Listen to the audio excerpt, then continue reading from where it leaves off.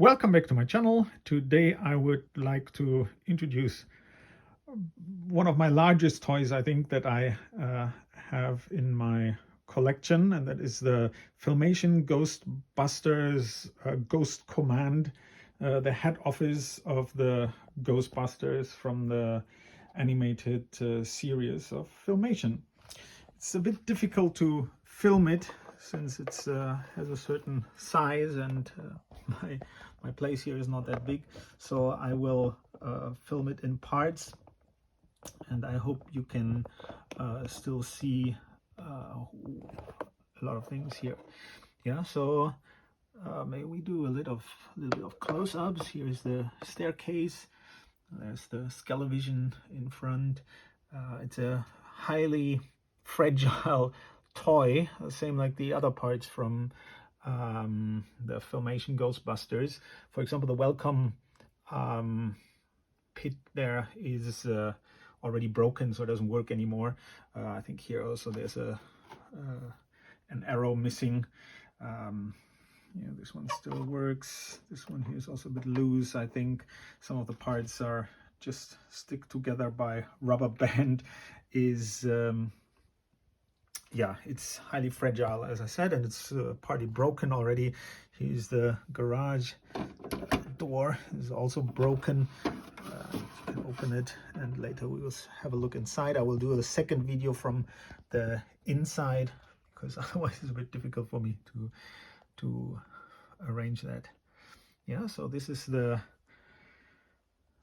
outside of the Ghost Command. It's a fantastic toy. It looks directly from out of the cartoon, so I really love it up until today. To just look at it, it's really a funny building and toy. Having said that, I wouldn't dare to play with it anymore nowadays, since it is so fragile. But I don't know if you guys have the same experience, or if yours are still better intact. Maybe I'm just a violent kid playing with it, and that's why it doesn't many things are broken. But actually I think it's the material. So here's the back, the garage. That's an additional part that is in there. Here's the I don't know, like binocular or something. So it has really great details here. Like the back door has no function at all, but it just looks great, I think. And the main colors here, like red and blue, greenish, and yellow, are really like in the series. Yeah, and you have here also the little sign. I don't remember that this has any part to play in the series, but it still looks great, I think. Yeah, just wanted to show it from outside. I think here also there's a few things missing or broken. So let me look here. These here are highly fragile. I almost don't dare to move these things around. So yeah, I hope you can have a little inside view of the whole toy. Let me see if I can open it.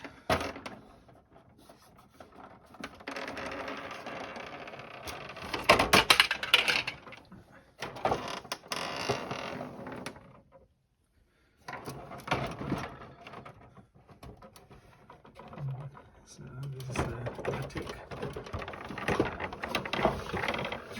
Okay, good. So now you can see why many parts of this are broken for me, because maybe I'm not careful enough to do this. So this will be the inside. You can see the different levels. Here is really great. Here is Belfry. I don't know how to pronounce him. This little pig bat or whatever that is. Some of the items here, the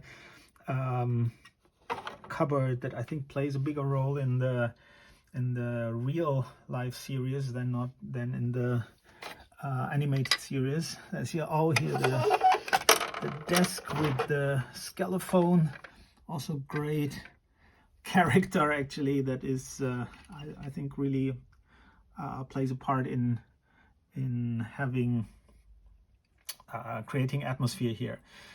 So you have a kind of a lifter for the ghost buggy that actually fits kind of into this this garage that they have there because of the extension behind. I'm not sure how we show that around.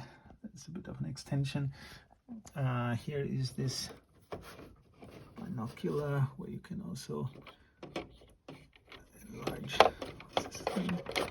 Prime Evil. Yeah, I'm supposed to make him come closer. Here. Yeah, so you can move that a little bit. There's a lot of small gimmicks here. This is a handle for Tracy, I think, to hold himself on, swing around the house. So this one can also be like a trap door, and then you push here. I think this is for the transformation part that is always happening in every episode of the Ghostbusters animated series. So you just pull the lever, then you fall down, and I believe you would then use the scalevator, put that on here. This is very fragile and it's a bit tedious to fix it. But it would be like this, and then you can put this scalevator here, and then it would move up and down. But as I said, this is a bit of a fragile item and toy, everything by itself, but this especially. Then we have here the shock clock. So you press here, and then the skull comes out. So it's kind of a little gimmick, yeah. So it does not hold very well. So good. So that's it. A lot of and the armchair also there. I think it's kind of a nice accessory. Anyway, all these accessories here are very nicely and detailed. Not sure if that gets the atmosphere, but as a kid you really have like items inside of the house that create a bit of feeling like a doll house where you can really play with, yeah. And I really appreciate that, and it's really nice. Very difficult to get these parts nowadays, I think, especially the two characters here, like the Scalavision and the Scalaphone. I think they're kind of a character that is part of the series for me. They appear almost in every episode. Others, like I think the Scalavator as well. We have one more gimmick that is here. I think this hidden door or something. You have here this library that can turn around. Not sure if it still works. No, have to fix it. It's all very fragile. That's a bit the drawback on these on this toy. But as I said, it looks fantastic. I just love it. Yeah, it is like a living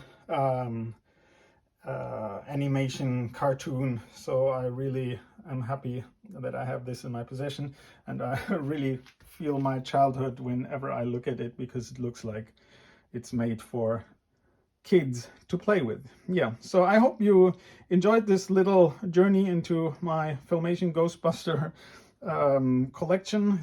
I don't really have a lot of from the Filmation Ghostbuster, but this house is one of the crown jewels from my collection, I would say, and I'm very happy to have it. Do you know about this Ghost Command? Did you have it as a kid? What's your memories of it, and about the series Filmation Ghostbusters? It was really one of my favorite series at that time in the 1980s. So yeah, let me know in the comments, yeah?